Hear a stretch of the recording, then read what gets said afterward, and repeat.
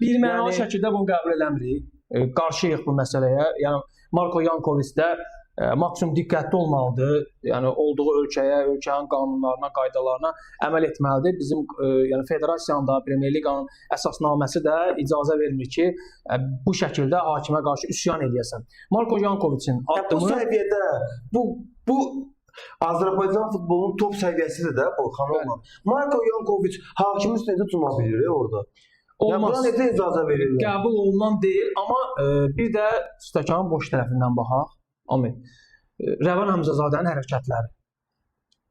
Hakim futbolçulara müqayisədə daha sakit olmalıdır. Rəvan Həmzədə də biraz emosional şəkildə daha cavab verirdi. Ola bilər o da futbolçuları özündən çıxarır.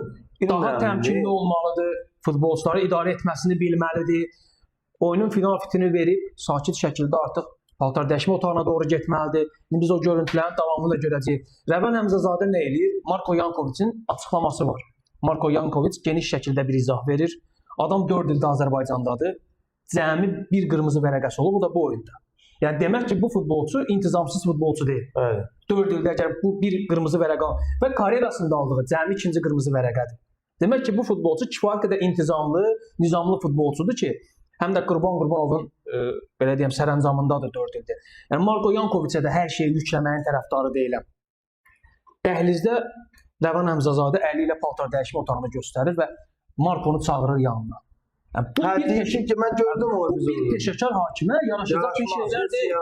Heç bir halda yaraşacaq bir elə bir söhbətə çağırırsan. Yəni bu hakim meydanda baş verənləri sakitləşdirməkdən futbolçular yazma düşdü. Provokasiya çəkir. Gələ içəriyə gedə söhbət eləyir. Gəl içəriyə söhbət eləyir. Yəni həqiqətən də düz vurğuladın. Qardaş sən hakimsən.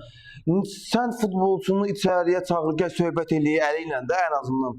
Yəni bu hakimliyin harasına yaraşır? Ola bilər orada sənə qarşı təhqiramiz ifadələr olub, ola bilər orada sənə qarşı hər hansı bir nə bilim yaxşı olmayan məsələlər olub da başa düşdük. Amma sənin hansısa bir futbolçunu gəl içəridə söhbət eləyək. Yəni sən neçə ilin hakimisən, bu necə bir şey ola bilər ki? Bilirsən, sən bu peşəni seçmisənsə, futbolçularla bağlı bəzən kənardan azarkeşlərin bir təhqiri olur. Futbolçular cavab verəndə biz hər zaman nə deyirik? Sən peşəkarsansa buna hazır olmalısan. Sən bir hakim olaraq bu peşəni seçmisənsə, artıq bu məsələlərə hazır olmalısan. Sən hər futbolçu sənə etiraz edəndə, onun sözü ilə razılaşmayanda, nə bilim təhqir kimi qəbul edəndə, necə bunu əl qaldıracaqsan, nə bilim söhbətini çağıracaqsan, belə şeylər ola bilməz axı. Belə şeylər qəbul olunmazdı. Yəni keçək içəri. Və Marko Yankoviçin orada fikirləri var. Bildirir ki, mən yaxınlaşıb sakit şəkildə bildirdim ki, VAR-a getmək lazımdır. VAR-a niyə gedib baxmırsan?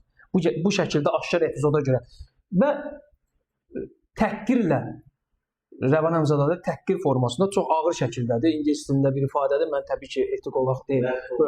Təbii ki, biz etik çərçivədə rədd ol deyə bilərik. Yəni düşün ki, Ahmet, biz yumuşalmış formada deyirik rədd ol. Orada daha sərt formada Rəvan Həmzədə Markoya bildirir ki, get buradan. Rədd ol, get buradan. Yəni bir futbolçuya sən bu ifadəni niyə işlədəsən?